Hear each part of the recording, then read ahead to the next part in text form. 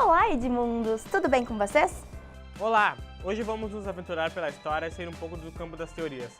Antes da gente começar, chama a família toda, pega a pipoca, senta no sofá e vem com a gente! Hoje, como você já viu no título, o vídeo é sobre a Revolução Russa. Mas antes de explicarmos o que foi a Revolução Russa, é importante primeiro a gente explicar o que é uma revolução. Uma mudança política brusca, geralmente violenta, que resulta da derrubada de um regime e na luta da construção de uma nova ordem jurídico-política e socioeconômica. Normalmente é um fato que abala a ordem internacional, pelo conflito civil que acontece no país onde ocorre a revolução, e que obviamente desestabiliza o país totalmente, ao ponto de afetar a sua posição internacional. Os meios mais comuns para se chegar ao ponto do que está acontecendo no país ser chamado de revolução é quando é feito por levante popular, insurreição armada, golpe de Estado, transição política relativamente pacífica. A revolução não é apenas um mecanismo de conquista de poder político de curto prazo. É também um processo político e socioeconômico que transforma a sociedade inteira, de maneira profunda e que, como o caso de hoje, entra para a história. É importante estudarmos a Revolução Russa porque ela foi o evento político mais impactante e mais progressista do século XX, e talvez até da história. Ela foi importante tanto por seu alcance mundial, como por sua duração de 74 anos de experiência socialista soviética. Embora a União Soviética tenha tido um fim, digamos, dramático, ela teve um impacto enorme na vida de milhares de pessoas. Hoje a União Soviética virou o Estado russo e até hoje sua história influencia diretamente nas relações internacionais. Essas influências são devido a uma nova configuração do Partido Socialista, que foi resultado da ascensão do Partido Bolchevique, gerada em um contexto marcado por guerras devastadoras que desorganizaram a maior nação do planeta, a Rússia. A classe trabalhadora não aceitava mais ser subordinada. Por isso, lutou pelo fim de um regime absolutista, onde o monarca, ou no caso da Rússia, o czar, governa todo sem o auxílio do povo, e conseguiu por fim a autocracia czarista. Isso foi super importante porque, pela primeira vez na história, a teoria da luta de classes e ascensão do proletariado, levantada por Karl Marx, teria saído do papel e sido consolidada. Com isso, a Revolução Russa incentivou uma série de outros movimentos, também revolucionários e com movimentos legítimos do povo explorado contra seus exploradores, que foram ganhando espaço no cenário internacional e modificando as relações internacionais também, devido às novas estruturas que iam surgindo dentro de um dos países mais influentes do mundo. A Revolução Russa foi um movimento anti-autocrático, ou seja, poder que o czar mantinha somente para si, sem a comunicação com o povo, que aconteceu no ano de 1917, onde a classe trabalhadora cansou de viver de maneira miserável e submissa e, através de grandes ciclos de greves, paralisação de fábricas, conseguiu a desintegração do Império Czarista. A Rússia, recém-industrializada, sob o poder do Império Czarista, financiou a Primeira Guerra Mundial com o aumento de impostos, empréstimos externos e o aumento da quantidade de papel moeda em circulação. Com isso, o Estado saiu enfraquecido, pois esse financiamento e os problemas externos acabaram gerando problemas maiores ainda no país, como o aumento da inflação e má distribuição da renda, onde o dinheiro era mantido na mão dos donos de indústrias, o que acabou com o poder de compra da população, que além disso também não tinha mais abastecimento de alimentos básicos nas cidades. Assim, junto com todos esses problemas socioeconômicos no país, a classe operária vinha crescendo cada vez mais e não suportava mais o estado de miséria de uma das maiores populações do mundo na época. E em meio a um protesto em Petrogrado, atual São Petersburgo, o czar Nicolau II, a fim de conter os protestos, ordena que militares disparem na população. Partes do exército, em sua maioria soldados, apoiaram a revolução, o que levou a um caos que estima-se ter ferido 6.000 pessoas e matado mais de 1.500. Esta foi a última péssima decisão do czar, que com isso não teve mais como barrar a revolução que estava instaurada, levando à renúncia do czar. Essa primeira fase da revolução ficou conhecida como Revolução Branca. Peraí.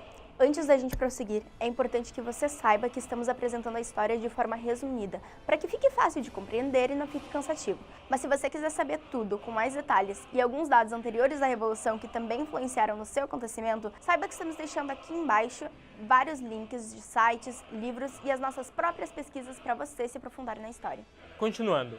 Quem liderava essas manifestações era o Partido Operário Social Democrata Russo, POSDR. Esse partido era dividido em duas alas: social-democratas moderados, que eram conhecidos como mancheviques, que significava minoria por terem recebido menos votos, e pela ala de esquerda dentro dos sovietes, comitês, que era composta pelos bolcheviques, que significa maioria por terem levado a maioria dos votos, e os socialistas revolucionários de esquerda. Esses eram eleitos pelo voto direto, como forma de representação, porém eram a minoria entre os delegados. Apesar de os mencheviques e bolcheviques lutarem pela derrubada do czarismo, os dois divergiam em algumas ideias. Os mencheviques, com a liderança de Georgy Plekhanov, acreditavam que a burguesia deveria liderar a nova república a ser constituída, após a queda do czar. Já os bolcheviques, sob a liderança de Vladimir Lenin, acreditavam que o governo deveria ser diretamente controlado pelos trabalhadores e pregavam a ditadura do proletariado, incitando a luta pela revolução como a única forma de se chegar ao poder. Com a queda do czar no poder, todo o sistema político russo teve que ser modificado. Logo após a derrubada do império, houve um período de poder dual, pois havia uma certa disputa de poder entre o partido menchevique e o bolchevique. Primeiramente, quem assumiu o partido provisório foi Georgy Lvov. Cara, eu não sei pronunciar isso. Georgy, esse aí que tu tá vendo mesmo, não sei falar o nome. Do próprio partido menchevique, com ideias de caráter liberal. Com isso, o partido bolchevique, liderado por Vladimir Lenin e Leon Trotsky, iniciou campanhas para obter o apoio popular, com a ideia de que todo o poder deve estar nas mãos dos sovietes, que é um grupo de proletariado, e acabou sendo visto como o que mais representava os interesses do povo, aumentando o número de membros rapidamente. Para conter essa força que a oposição estava tomando, o governo provisório, liderado por mencheviques, lança uma ofensiva militar contra os manifestantes e emite a ordem de prisão aos líderes bolcheviques, o que não surtiu muito efeito, pois logo depois, com a ajuda financeira alemã, os bolcheviques retornam às ruas e derrubam o governo provisório, instaurando o novo governo socialista, o que ficou conhecido como a segunda fase da Revolução Russa, chamada de Revolução Vermelha. A partir de então, Lenin e outros líderes do partido promoveram mudanças nas estruturas políticas e econômicas do país. Ao mesmo tempo, um grande exército de proletários foi organizado para conter as forças reacionárias que se opunham à experiência revolucionária. A partir da tomada oficial do governo bolchevique no poder, esses tomaram medidas radicais e impactantes, como o pedido de paz imediato com a Alemanha, abriu mão de controle da Finlândia, países bálticos, Polônia, Bielorrússia e Ucrânia, atingindo o objetivo da Alemanha ao financiar os bolcheviques, que era a retirada da Rússia da Primeira Guerra Mundial, confisco de grandes propriedades dos ricos e da Igreja Ortodoxa e distribuídas para o povo, e a nacionalização de diversas empresas e declaração do direito nacional dos povos. Com isso, estava feita a Revolução Russa e iniciava-se o período da União Soviética. Uma característica da União Soviética é o fato de que não houve uma democracia, e isso deve-se à necessidade de uma fortaleza para se manter forte e preservada sua soberania. No entanto, mesmo sem uma democracia, a União Soviética obteve números elevados no que diz respeito à educação, lazer e saúde, o que criou um desafio para os países capitalistas do Ocidente, principalmente no objetivo de combatê-la. Olhando por um campo tanto ideológico quanto histórico, a existência da União Soviética foi um dos eixos fundamentais para a formação da política internacional atual, já que é considerado uma ameaça constante à ideologia capitalista, adotada pela grande parte dos estados, o que influiu e influi muito na luta de classes em vários países. E essa é, justamente, uma grande marca deixada pela Revolução Russa, as ideologias. Foi com a Revolução Russa que o comunismo e o socialismo se disseminaram pelo mundo como ideologias, tornando-se o centro de conflitos ideológicos que se sucederam anos depois, a Guerra Fria. Mas isso é um assunto para outro vídeo. Por fim, mas não menos importante, para gravar todo o entendimento sobre a Revolução Russa, é preciso entender o que é toda essa teoria que embasou a Revolução, e se tornou um movimento social e depois união e estrutura de governo chamado socialismo. Segundo a teoria marxista, o comunismo é o objetivo a ser alcançado pela Revolução e ainda não existiu. Seria um sistema de liberdade e prosperidade, superando o sistema anterior que era sustentado por opressão. Essa teoria é identificada em nomes de alguns partidos pelo mundo e movimentos que pretendem ou já tentaram construí-lo. O socialismo, para Marx e Engels, fundadores da teoria, que é baseada nos livros dos mesmos, constitui uma fase de transição pós-capitalista implantada por meio de uma revolução e caracterizada pela ditadura do proletariado, como vimos anteriormente em discursos bolchevistas. O termo socialismo, hoje em dia, é usado para denominar regimes moderados, de esquerda, do tipo social-democrata, protagonizados por grupos que não desejam alcançar o comunismo, mas sim reformar o capitalismo. A teoria marxista foi posta em prática pela primeira vez no sentido de tomada de poder e da organização de novo regime por Lenin, dentro da perspectiva soviética depois da Revolução Russa.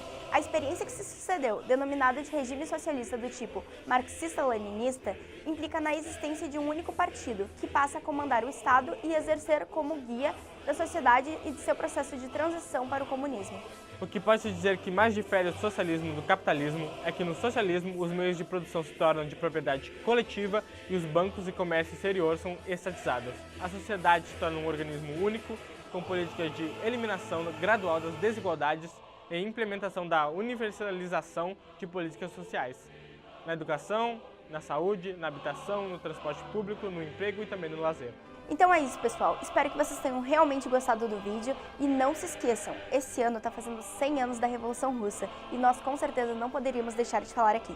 Se você tem alguma dúvida sobre economia, história, política ou qualquer coisa das relações internacionais, deixe aqui pra gente nos comentários que em breve nós responderemos todos. E se você gostou do vídeo, dá like aqui embaixo, clica no sininho do lado para receber todas as notificações de vídeos novos e compartilha com todo mundo para nos ajudar a crescer e produzir mais conteúdo para vocês. Siga a gente em todas as redes sociais e não esquece que tem bastante conteúdo extra aqui embaixo na descrição do vídeo para vocês se aprofundarem bastante no assunto. Fique com a gente para o próximo vídeo, pois estaremos trazendo mais conteúdos interessantes de maneira divertida para vocês, pois aqui estaremos sempre falando de tudo que é de mundo. Tchau! Não? Perfeito. Mesmo? Aham. Tchau. Eu acho que ficou mais de boa. Tá, beleza.